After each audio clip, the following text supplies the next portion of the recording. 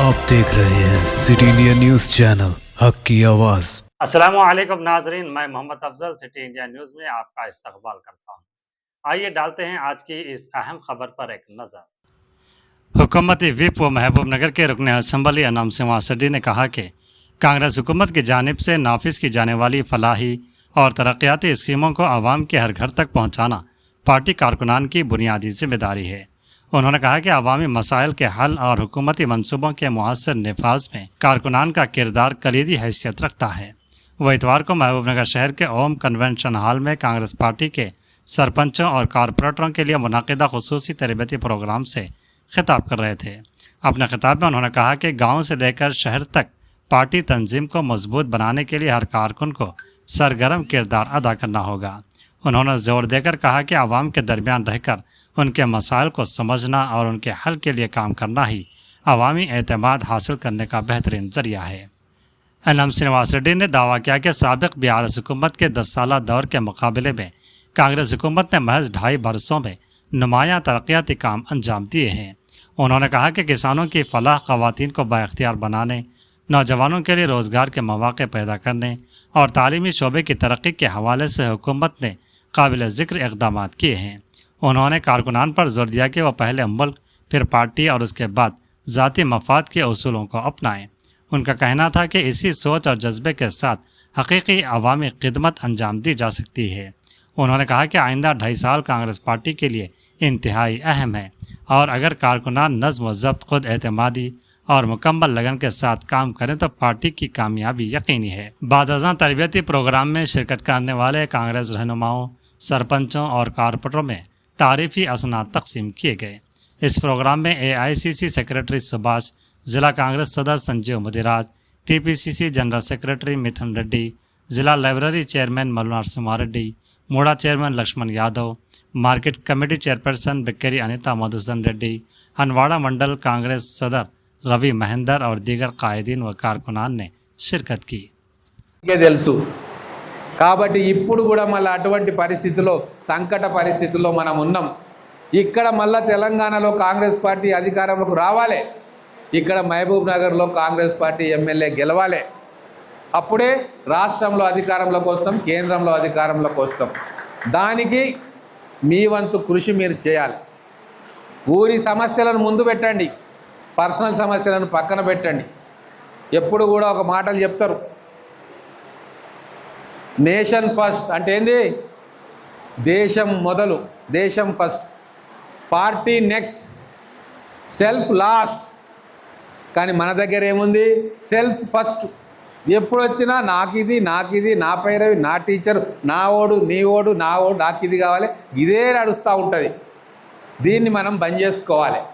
First దేశం, ఆ తర్వాత పార్టీ. దేశం ఉంటేనే మనం అంతుంటాం, పార్టీ ఉంటేనే మనం అంతుంటాం. పార్టీని బతికిస్తేనే మనం బతుకుతాం.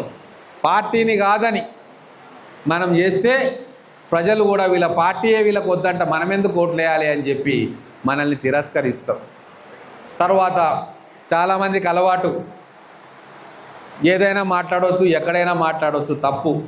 మీరు అనుకుంటుండొచ్చు, ఇంటర్నల్గా మాట్లాడండి. ఇంతకుముందు చెప్పిర్రు, ఏది ఉన్నా సరే ఇంటర్నల్ వ్యవస్థలో ప్రజాస్వామికమైన పార్టీ మనది.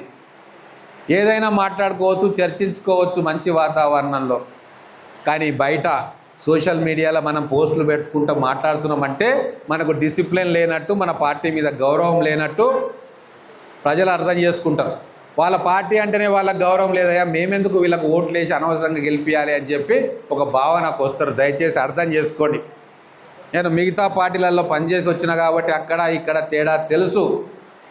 మన పార్టీని ఎవరైనా ఏమన్నా అంటే నన్ను అంటలేరు కదా నాకెందుకు అని చెప్పి మన వాళ్ళు కూర్చుంటారు. కానీ మిగతా అట్లా ఉండదు. ఎక్కడో ఎవరినో ఏదో అంటే ఈడ వాట్సాప్లు పెట్టి డిఫెండ్ చేస్తూ ఉంటారు. ఎందుకుంది అది అంటే ఇటువంటి ట్రైనింగ్ సెషన్లు గతంలో లేకపోవడం, మీకు మన పార్టీ గొప్పతనం గురించి ఎవరు చెప్పకపోవడం.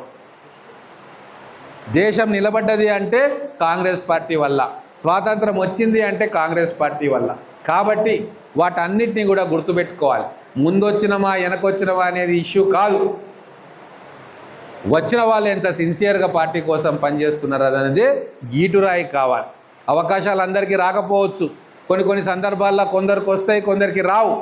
ఇన్ఛార్జ్ సుభాష్ గారు, అలాగే డిసిసి ప్రెసిడెంట్ సంజీవ్ ముదిరాజ్ గారు ఈరోజు ఈ ట్రైనింగ్ క్యాంపును నిర్వహించారు.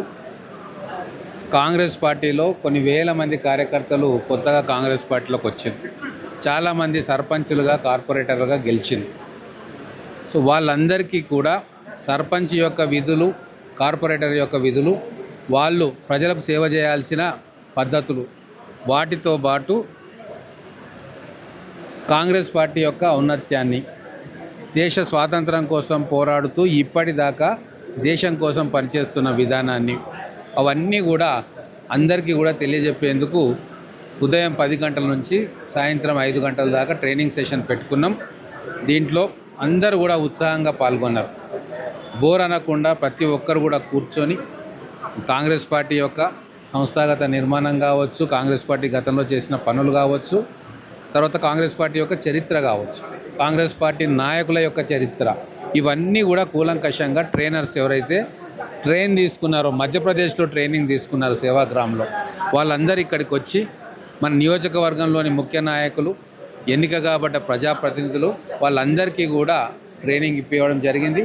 అలాగే ప్రభుత్వ సంక్షేమ పథకాలు ప్రజల్లోకి ఎట్లా తీసుకుపోవాలి, ఏ రకంగా మళ్ళీ మనం అధికారంలో రావడానికి ప్రతి ఒక్క కార్యకర్త ప్రయత్నం చేయాలో పూర్తిగా వివరించడం జరిగింది. చాలా గొప్పగా అనుభూతి మిగిల్చింది ఈ ట్రైనింగ్ సమావేశం. మళ్ళీ బిఎల్ఏ తోటి కూడా మళ్ళీ 2 రోజుల తర్వాత మళ్ళీ ఒక ట్రైనింగ్ క్యాంప్ నిర్వహిస్తూ ఉన్నాం. ఖచ్చితంగా ప్రజల మనసును చూరగొనే విధంగా కాంగ్రెస్ కార్యకర్తల, నాయకుల ప్రవర్తన ఉండాలని చెప్పి, ప్రజలో మంచి పేరు సంపాదించుకోవాలి, కాంగ్రెస్ పార్టీని కూడా ప్రజలు ఒక గౌరవభావంతో చూసే విధంగా మన పార్టీని నిర్మాణం చేసుకోవాలని చెప్పి అందరికీ కూడా కోరిక. దాని ప్రకారంగా ఇక్కడ బ్రహ్మాండంగా ట్రైనింగ్ క్యాంప్ జరిగింది.